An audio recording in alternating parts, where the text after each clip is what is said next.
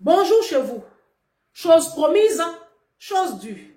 Merci à Philomène depuis la Belgique qui m'a cousu cette belle tenue pour aller à la mer. Il fait chaud, donc ça m'arrange. Merci, tu m'as sapé. Tu as pris ton tabouret, tu as vu le titre, tu as liké la vidéo, tu n'as pas aimé hier. La vidéo d'hier, tu n'as pas aimé, c'est ton problème. Celle d'aujourd'hui, tu as liké. Si tu n'as pas aimé la vidéo d'hier, pourquoi tu es ici encore aujourd'hui? C'est de l'hypocrisie. Vous n'aimez pas, vous ne laissez pas aussi. Bienvenue sur Ange Prisca Dianzo. Défibrillateur des réseaux sociaux, ça va défibriller. Si tu n'aimes pas la vérité, c'est mieux, tu vas partir.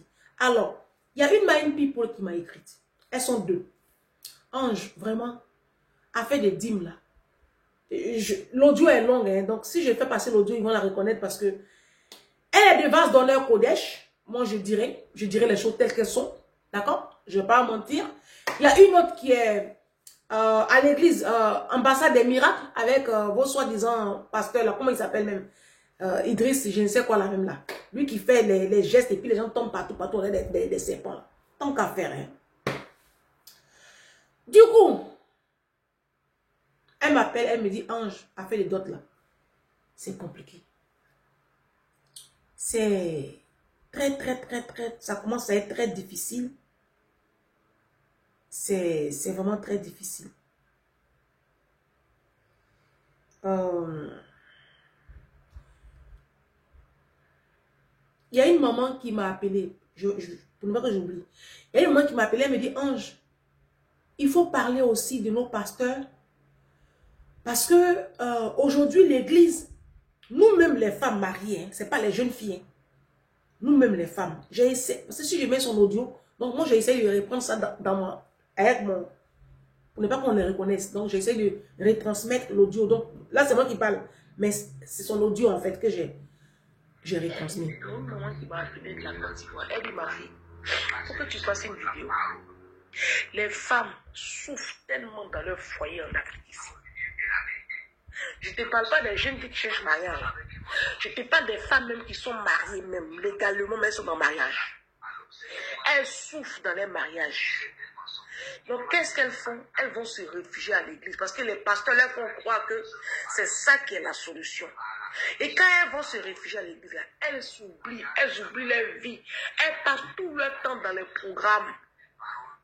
Et puis maintenant, elles sont la proie de nos hommes de Dieu ici en Côte d'Ivoire, avec les offrandes et les dîmes. À tel point même que souvent là, leur commerce même là, ça prend un coup. Parce qu'elles prennent l'argent là, elles se vont donner à pasteur. Et les prêches de nos pasteurs là, ça n'arrange pas aussi l'affaire. Quand nos pasteurs la prêchent là, dans les églises là, ils vont mettre toute la responsabilité de la réussite d'un mariage sur les femmes. Les hommes ne sont jamais remis en cause. Nos pasteurs que tu connais là, Ange, il faut faire vidéo dessus. Bon, ça c'est ce qu'elle a dit, donc j'ai réécouté puis j'ai reparlé comme elle a dit, pour ne pas qu'on reconnaisse sa vidéo, sa voix, parce qu'elle est connue sur vase d'honneur, Kodesh. Alors, cette même maman-là, qui me dit, c'est pas possible. Cette histoire de offrande, c'est pas possible. Dîme, c'est pas possible. C'est devenu comme une oppression. C'est une oppression et qu'il y a une de ses copines qui doit même des mois de loyer, mais à cause de la dîme, puisque les prêches de nos pasteurs là, c'est comme si quand tu ne donnes pas la dîme, ils te font culpabiliser. C'est comme si ils te disent que tu voles Dieu. Selon ce que Malachie 3:10 a dit, envoyez à la maison du trésor vos dîmes et vos offrandes, parce que vous volez Dieu. Où est-ce que vous me volez? Vous me volez dans les dîmes et les offrandes. Envoyez à la maison du trésor, vous verrez si je n'ouvre pas les écluses des cieux. Et donc, les personnes se sentent vraiment oppressées dans les églises. D'accord? Je vous fais écouter cette dame.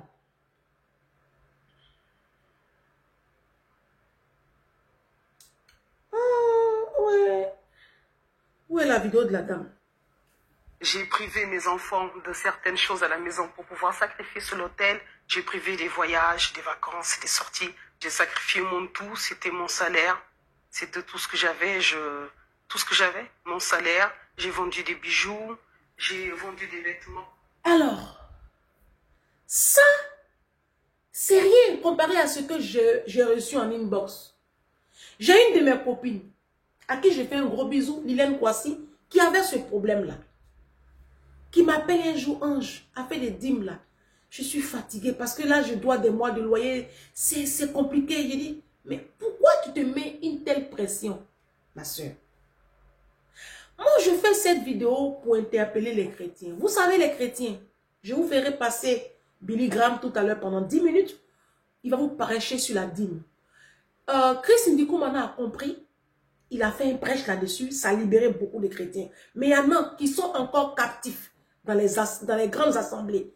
Compassion, ICC, Vase d'honneur, Genèse, Ambassade des miracles. Jésus a coupé mon pied. Jésus a ressuscité mon cerveau. EMCI TV, CK Olga, la moisson abondante. En tout cas, toutes vos églises qui prêchent la dîme. Même le pasteur Christian que j'aime bien, la Sainteté TV. Ok. Donc, moi je dis une chose. Cette histoire de dîme là, ça arrange que les pasteurs. Ils ne peuvent pas vous prêcher autre chose. Très cher pasteur, vous passez votre temps à oppresser les enfants de Dieu sur la dîme et les offrandes. Mais pourtant, des millions de chrétiens meurent et ils vont à l'enfer parce qu'ils ne sont pas convertis. Ça ne vous inquiète pas. Le peuple de Dieu n'est pas converti. Oui, vous savez très bien que ceux qui sont assis sur les bancs des églises là ne sont pas convertis. Ils continuent de vivre dans l'adultère, dans la fornication, le vol, le mensonge, l'impudicité, l'orgueil, toutes les souilles de ce monde, l'alcool, la cigarette. Ils ne sont pas convertis, vous non plus d'ailleurs. Mais au lieu de passer votre temps, au lieu de vous soucier de la conversion des brebis de l'Éternel, non, vous c'est la dîme. Et puis les offrandes, et puis la dîme. Vous créez des programmes, des croisades à coût de centaines de milliers d'euros. Vous emmenez des bishops, des pasteurs de je ne sais quoi, de renom international, ceux qui ont des méga church. Ils viennent des croisades, ils font démonstration de puissance des prêches. Ils vendent leurs livres. Oui, la Bible n'est plus le livre par référence dans nos églises. C'est maintenant, nos pasteurs sont devenus artistes. Ils sont devenus animateurs. Ils sont devenus businessmen. Nos pasteurs sont devenus maintenant auteurs, compositeurs, écrivains internationaux. Chacun va venir dire, oh, j'ai 100 livres à mon actif. J'ai écrit 50 livres. Ils font la promotion de leurs livres. Ce sont les livres maintenant qu'on ouvre dans les assemblées et non plus la Bible. Sur les chaînes de prière, ce sont la promotion des livres des pasteurs qu'on fait. Plus la Bible. La Bible compte 66 livres. Ça ne suffit pas. Il faut que les pasteurs maintenant écrivent. Maintenant, il y a intelligence artificielle, il y a l'IA. Ils ne font même pas de recherche. Hein. Ils tapent et puis ça sort. Ils écrivent. Ils ont leur maison de production. Eux-mêmes, ils se produisent. Ils sortent des livres et ils les vendent. Vous achetez les livres là. Eux, l'argent rentre dans les caisses. Hein. Eux, ils ont l'argent. Vous vous appauvrissez. L'église est devenue un business. Et puis dit, et puis offrande. Je le dis, si tu es dans une assemblée chrétienne, où on t'oblige d'une manière ou d'une autre, tu te sens oppressé, tu te sens obligé de donner, l'esprit qui opère là, ce n'est pas l'Esprit Saint. Non, non, non, non. Ce n'est pas l'esprit de Jésus. L'esprit de Jésus est un esprit de liberté. Voilà, Jésus, il est libre. C'est pour cela qu'il a dit dans le livre d'Apocalypse 3, verset 10, si je ne me trompe pas, il dit, je me tiens à la porte de ton cœur et je frappe. Si tu entends ma voix, tu ouvres, je rentre. Jésus, c'est un esprit de liberté. Quand tu prends le livre de Deutéronome 30, le chapitre 30, il dit, je mets devant toi la vie et la mort, le bien et le mal, la malédiction et la bénédiction. Choisis la vie. Jésus nous donne le libre arbitre de choisir. Donc tu ne peux pas, il n'oblige personne en fait. Donc si tu es à l'église, dans une assemblée quelconque, si tu te sens oppressé, quitte-la. L'esprit qui opère là, ce n'est pas le Saint-Esprit. Le Saint-Esprit est un esprit qui rend joyeux, voilà. L'apôtre Paul dit, Jésus vous a rendu libre par son sacrifice à la croix. Seulement, ne faites pas de cette liberté un prétexte pour demeurer dans le péché.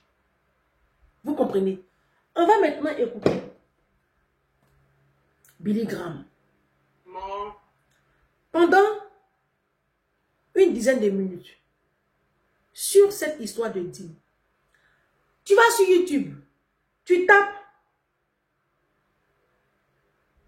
pourquoi la dîme est un péché. 5 raisons pour lesquelles donner la dîme est un péché. 5 raisons pour lesquelles donner la dîme est un péché.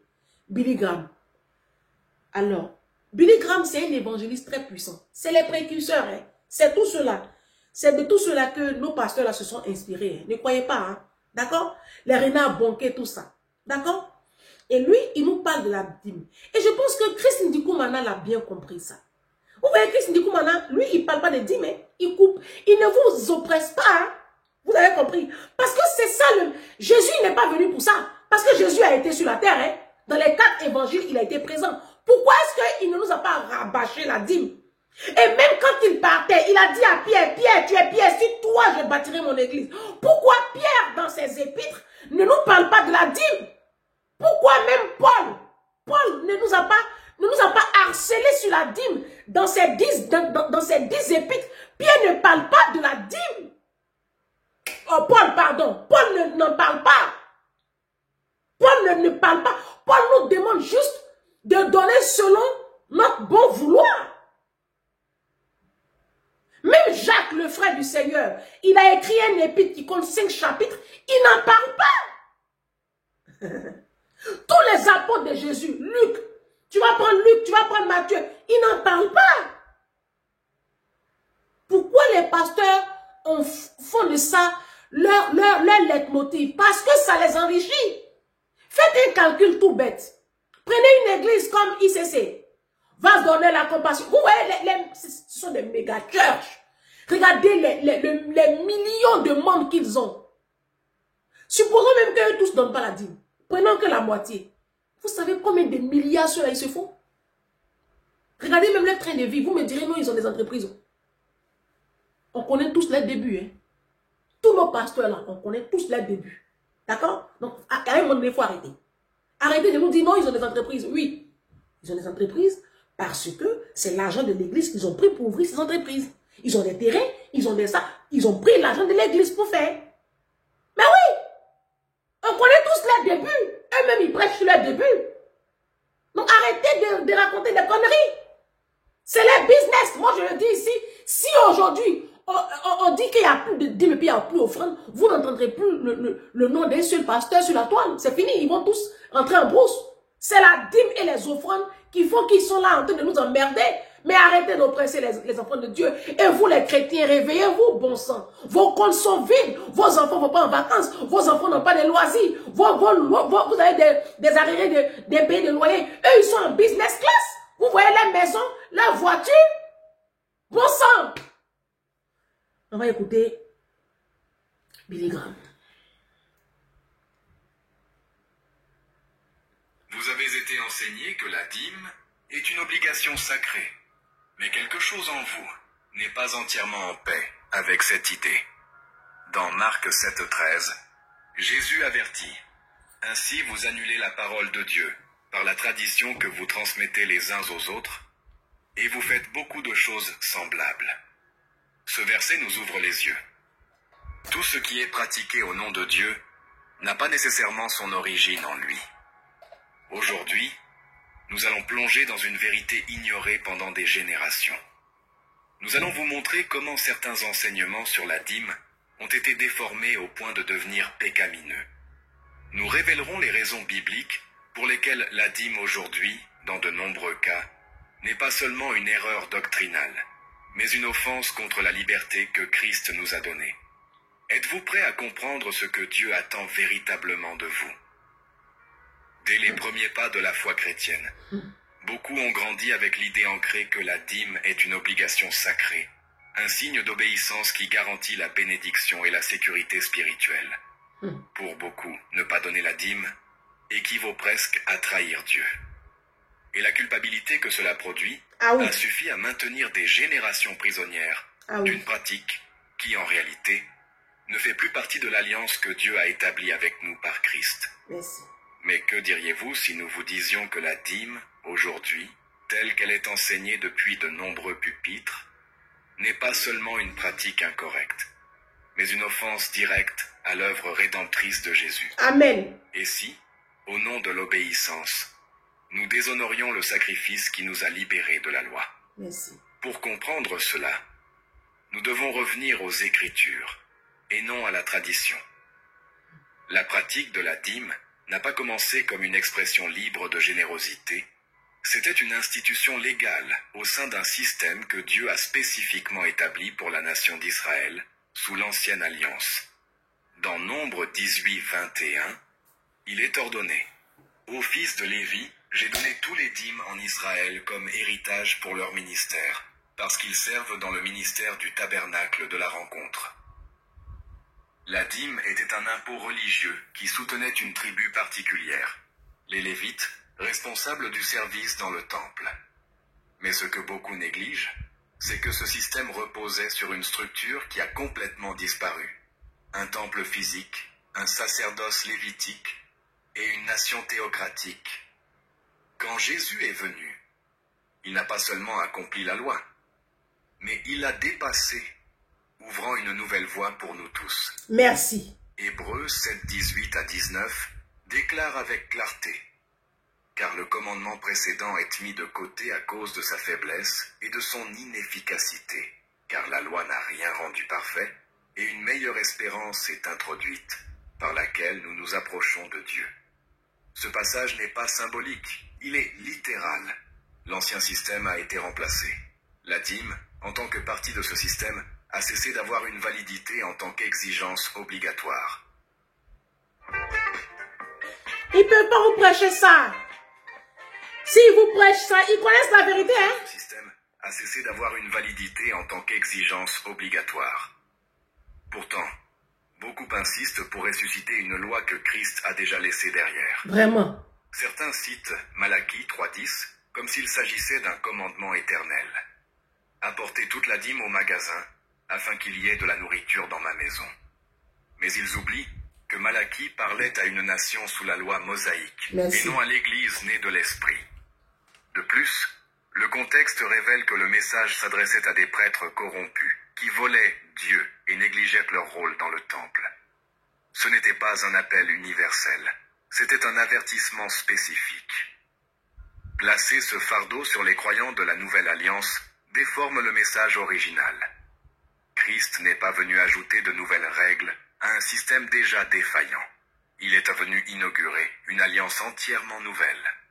Dans Galates 3.13, nous lisons « Christ, nous, a racheté de la malédiction de la loi, en devenant malédiction pour nous. » Merci. Si la dîme faisait partie de cette loi, alors insister sur sa pratique comme une exigence obligatoire est, en fait, une manière de retourner à l'esclavage.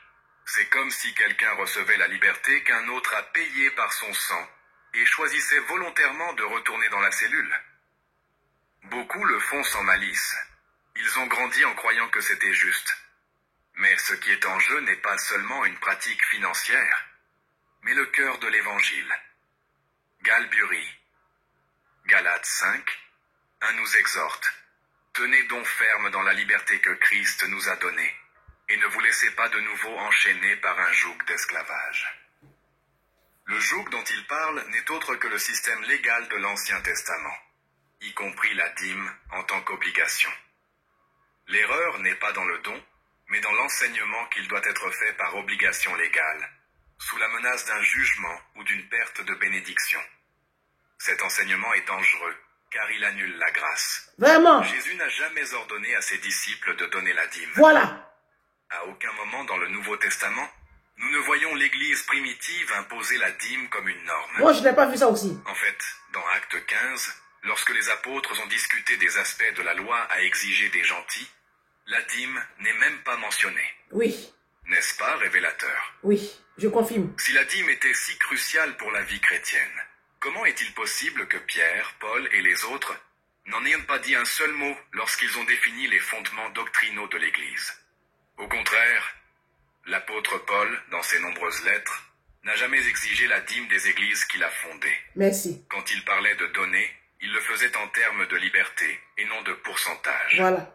Dans 2 Corinthiens 9:7, il écrivit « Que chacun donne comme il l'a décidé dans son cœur, sans réticence ni contrainte, car Dieu aime celui qui donne avec joie. » Ici, il n'y a ni coercition, ni calcul, ni loi, seulement une invitation à la générosité née de l'amour et non de la peur. C'est là que beaucoup se sentent confus, car pendant des années, on leur a enseigné que s'ils ne donnaient pas la dîme, ils volaient Dieu. Je te dis. Ils ont été conditionnés à voir leur relation avec le Père comme une transaction, mais Dieu n'est pas un marchand. Merci. Il n'exige pas un paiement mensuel pour maintenir sa bénédiction sur votre vie. Voilà. Sa faveur est gratuite, payée par Christ sur la croix. Sur la croix. Éphésiens 2:8-9 le dit sans ambiguïté. Car c'est par la grâce que vous êtes sauvés, par le moyen de la foi. Et cela ne vient pas de vous, c'est le don de Dieu, non par les œuvres, afin que personne ne se glorifie.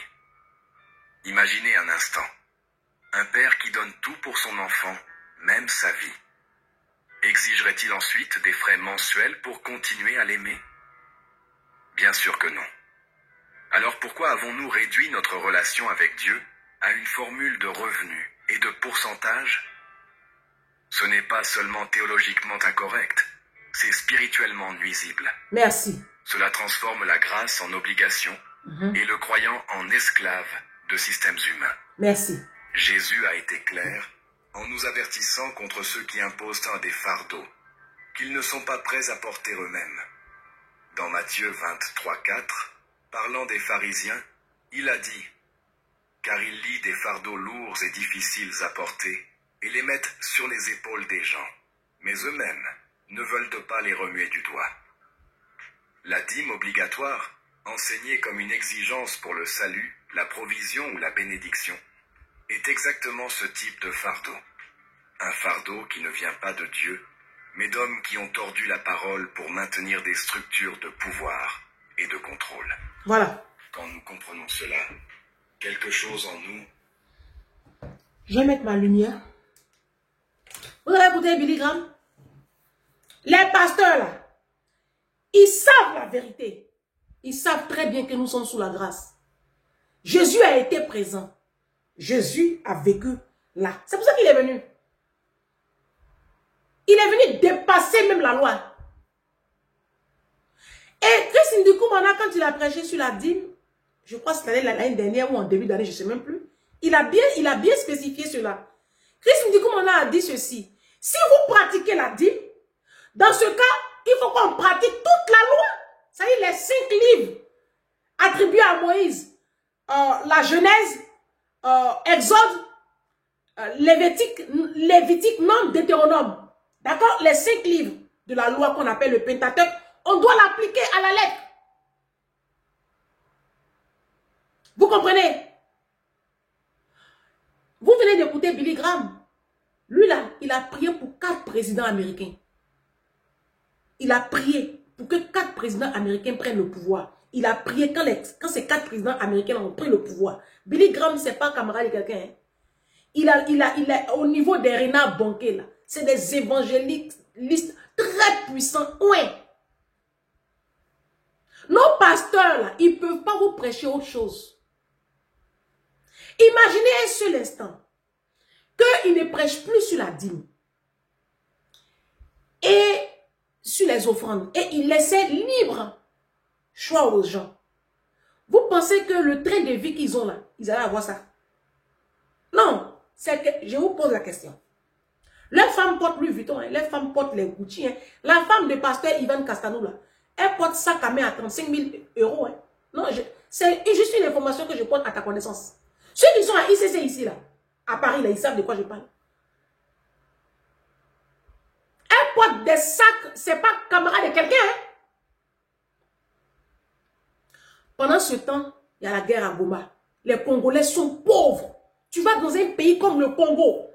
Tous les 500 mètres, il y a une église. Mais la pauvreté de la population, c'est choquant. Tu vas dans un pays comme la Côte d'Ivoire. Pendant que le président Alassane Ouattara est en train de casser les maisons des gens, Les gens dormaient au cimetière. Les gens dormaient aussi sur les tombes dans les cimetières. C'est là pasteur Liliane Sandogo est venu faire anniversaire où elle s'est changée 10 000 fois là. Vous me direz c'est son argent. Ok. Vous savez, être au devant d'un ministère là, c'est une lourde responsabilité. C'est ce que vous ne comprenez pas. Regardez ici en France, vous voyez nos chefs d'État, nos ministres là. Il y a des choses qu'ils ont envie de faire. Ils ne peuvent pas se permettre. Parce que on les regarde. Ils sont des modèles. Il y a des choses que tu ne peux pas te permettre de faire quand tu es au devant du peuple de Dieu. Même quand l'envie te prend, tu ne peux pas, tu n'as pas le droit. C'est en cela que Jésus a dit que celui qui veut me suivre, qu'il porte sa croix. Que celui qui veut me suivre, qu'il porte sa croix. Moi, il y a des choses que j'ai envie de faire, que je ne peux plus faire. C'est là que tu comprends la croix de Jésus. Parce qu'il y a des gens qui te regardent. Tu ne le fais même pas. Mais parce que tu es berger. Le berger, il donne sa vie pour ses brebis. Le bon berger. Les gens demandent, Ange, comment on va reconnaître un bon pasteur? Mais aujourd'hui, là, ne cherchez même pas des modèles. Prenez Jésus. Jésus a été sur la terre. Va lire ta Bible. Jésus, il est le berger par excellence. Prends son modèle et puis avance. Pourquoi tu cherches un autre modèle sur la terre? Pourquoi tu cherches un autre modèle? Les humains sont tous des pécheurs comme toi et moi. Même nos pasteurs, là, c'est des pécheurs. Ne croyez pas qu'ils sont saints. Hein? Ah bah non. On a vu le scandale sur le pasteur Wilfried Zawi. Ce ne sont pas des saints. Leurs vies sont tout aussi pourries que ta vie et la mienne. Ah bah oui. Même quand tu vas prendre les grands de la Bible, ce n'était pas des saints. David n'était pas un saint. David, il a fait tuer son serviteur, il a pris la femme de son serviteur. Bah oui. Même Moïse, n'était pas un saint. Vous comprenez? Faites beaucoup attention aux hommes de Dieu qui tordent les Écritures pour eux, leur gloire. Ils aiment la gloire de ce monde. La misère qu'il y a en Afrique, en Côte d'Ivoire, la précarité. Mais regardez le train de vie de nos pasteurs.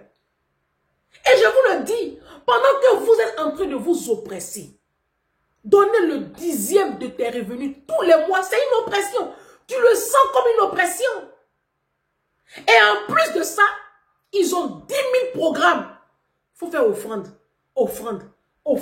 1000 euros, 500 000, 300 000. Et si, il y a combien sur ton compte? Le compte de tes enfants. Eux là, ils sont en train de préparer l'avenir de leurs enfants sur des générations. Hein. Ce que je suis en train de vous dire là, c'est la vérité. Hein. Ils sont en train de préparer des dynasties à venir. Hein. Leurs comptes sont renfourés de malades. Hein.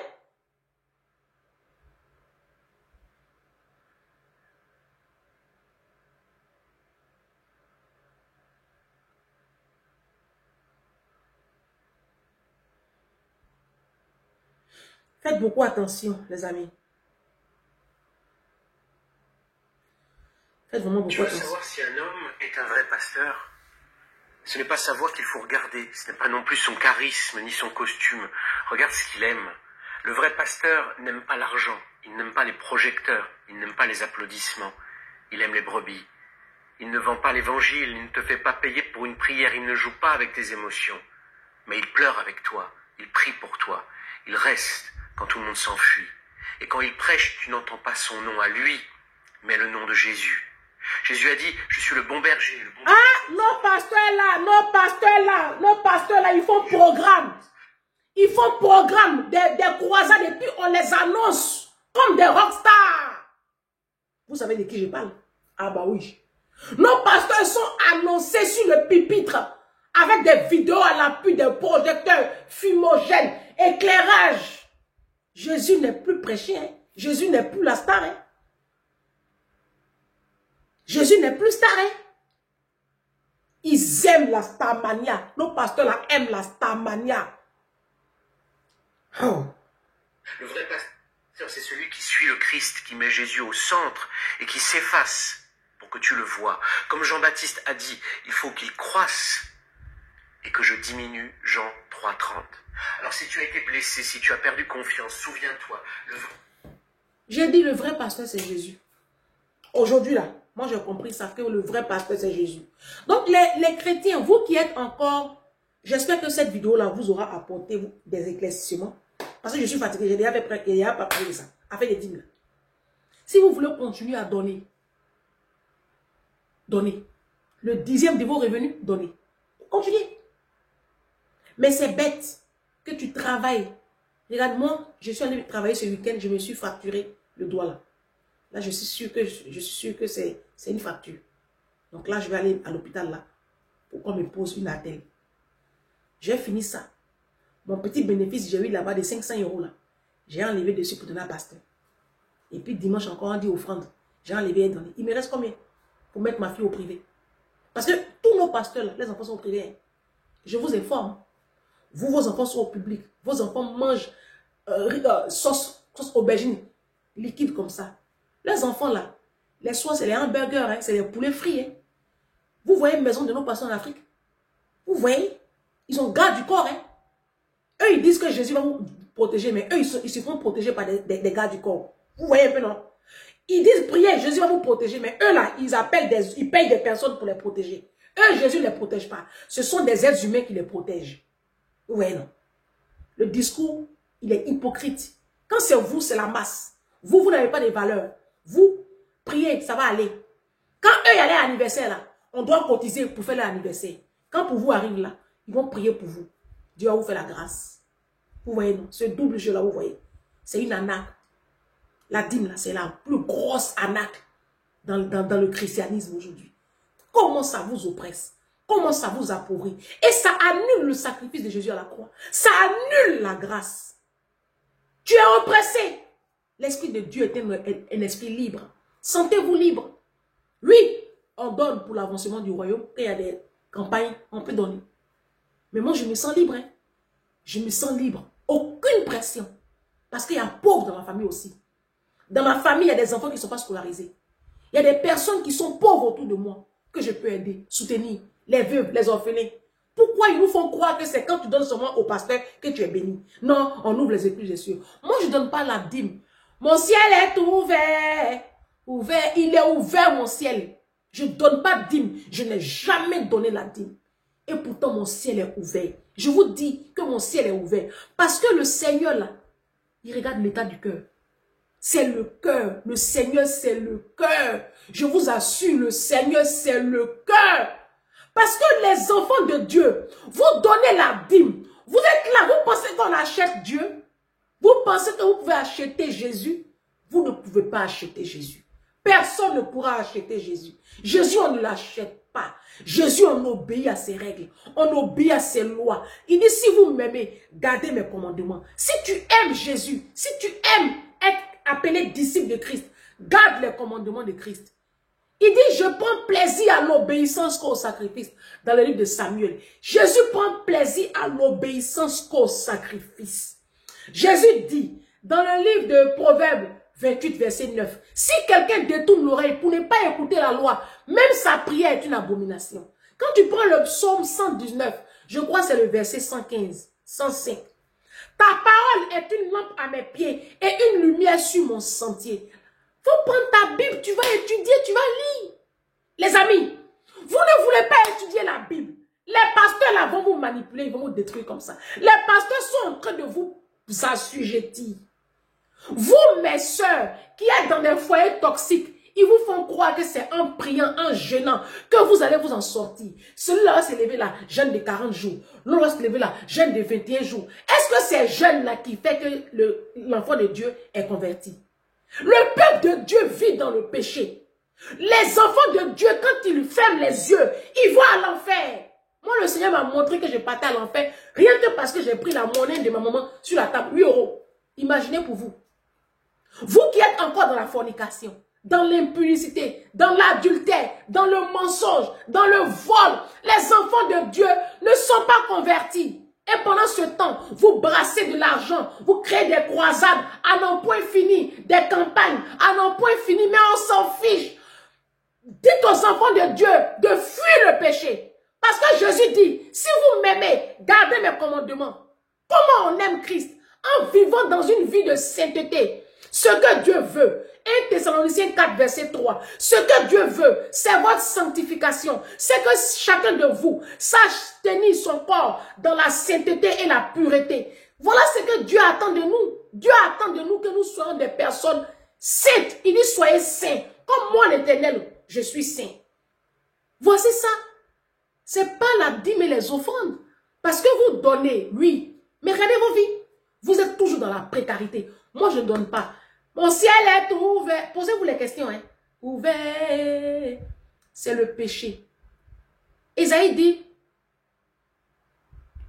non, la main de l'Éternel n'est pas trop courte pour vous secourir, ni ses oreilles trop dures pour vous entendre. Mais ce sont vos crimes qui créent une séparation. Il faut quitter le péché. Tu vas voir ta vie sans donner offrande. Hein. Elle dit, mais tu vas voir. Tu vas voir. On va terminer cette vidéo par un verset que j'aime bien, que je voudrais partager avec vous. C'est le verset de Jacques, le frère du Seigneur. Jacques, qui a écrit un épître qui est tellement puissant. Jacques 1, le dernier verset. La religion pure et sans tache devant Dieu notre Père consiste à visiter les orphelins et les veuves dans leur affliction et de se préserver des souillures du monde. Bonne journée à vous. Et j'espère que ce dernier verset-là vous fera réfléchir. D'accord? On se dit à demain.